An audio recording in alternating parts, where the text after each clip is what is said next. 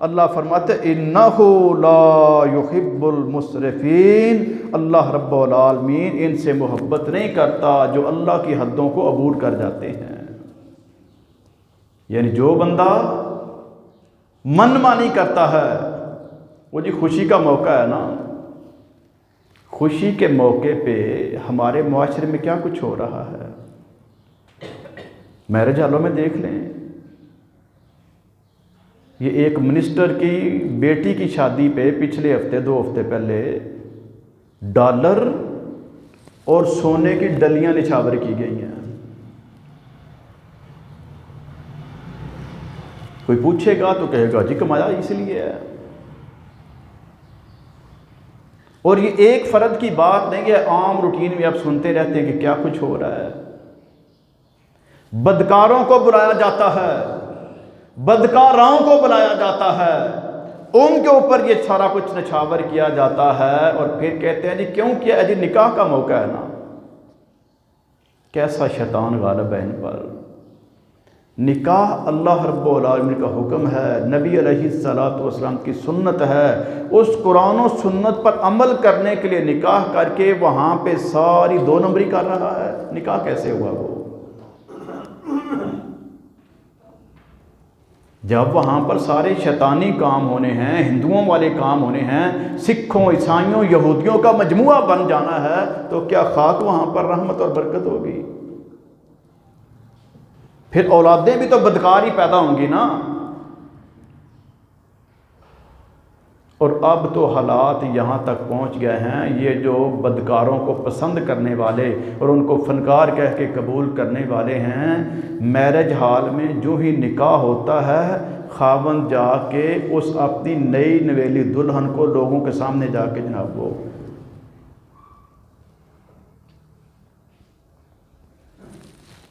جہاں تک ان شہروں میں بڑے بڑے علاقوں میں یہ کام ہو چکے ہیں، بے غیرتی کی انتہا ہو رہی ہے، اور اس کے پیچھے شیطان ہے اور شیطان کے ہرکارے ہیں، جتنے کفار کے ایجنٹ ہیں کہ یہ جو ان کی مقدس ترین تقریبات ہیں، جو بابرکت ماحول ہونا تھا، یہاں پر پورا شیطان کو غالب کر دیا جائے۔ اس لیے اللہ رب العالمین نے کھانے پینے اور پہننے کے انداز کے اندر بات کر کے کہ جو تم کھانا چاہتے ہو کھا لو، جو پہننا چاہتے ہو پہن لو، لیکن اس کھانے پینے کے اندر جو تمہاری بنیادی ضرورت ہے فضول خرچی نہیں کرنی۔ جب کھانے پینے کے اندر فضول خرچی کی اجازت نہیں ہے تو خرافات کی اجازت کہاں سے آ گئی؟ خرافات کی تو کوئی گنجائش نہیں ہے، وہ تو کھلی کھلی شیطان کی عبادت ہے۔ اللہ رب العالمین نے پھر مزید اپنے پیغمبر علیہ السلام کو مخاطب کر کے دنیا والوں پہ واضح کیا، فرمایا قل من حرم زینۃ اللہ التی اخرج لعبادہ والطیبات من رزق والطیبات من الرزق، تو کہہ کس نے حرام کی اللہ کی زینت جو اس نے اپنے بندوں کے لیے پیدا کی؟ کون ہے؟ کس کو اختیار ہے؟ اللہ کے مقابلے میں کیا کوئی ہے تمہارا؟ جب دعویٰ یہ کرتے ہو کہ اللہ کے علاوہ کوئی نہیں ہے جو خالق ہو، مالک ہو، رازق ہو، تو یہ جو خرافات کرتے ہو یہ کس کا حکم ہے؟ وہاں پر خود رب بن بیٹھتے ہو۔ وہ جی میں تو نہیں کرنا چاہتا، بیٹے نے مجبور کر دیا ہے، بیٹی نے مجبور کر دیا ہے، وہ ان کا تقاضا ہے، وہ سسرال والے مان ہی نہیں رہے، پھر رب کون ہوا؟ شرک کس کو کہتے ہیں؟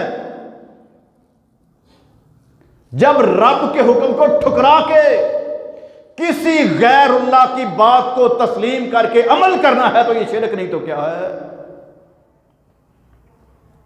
ہم جو ٹھیکیدار بنے پھرتے ہیں نا توحید کے، ہم نے شرک کو مخصوص کر لیا کہ وہ لوگ جب کرتے ہیں تو وہ شرک ہوتا ہے، اور ہم جیسے مرضی رب کے مقابلے میں دوسروں کا حکم مانتے ہیں، شرک ہی نہیں۔